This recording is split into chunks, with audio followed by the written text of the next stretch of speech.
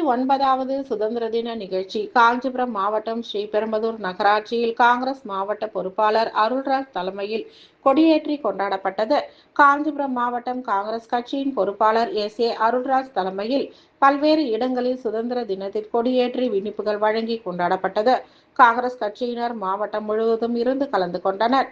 Sriperumbudur Gandhi road சாலையில் அமைந்துள்ள மகாத்மா காந்தி சிலைக்கு மாலை அணிவித்து பொதுமக்களுக்கு இனிப்புகள் வழங்கி கொண்டாடப்பட்டது. அதேபோல் ஸ்ரீபெரும்புதூர் மணிகுண்டு அருகில் சுதந்திர போராட்ட தியாகிகளின் திருவுருவ படத்திற்கு மாலை அணிவித்து அஞ்சலி செலுத்தி பொதுமக்களுக்கு இனிப்புகள் மற்றும் சுதந்திர போராட்ட தலைவர்களின் படம் பொறித்த பேனாக்களை பரிசாக வழங்கி சுதந்திர தினத்தை கொண்டாடினர்.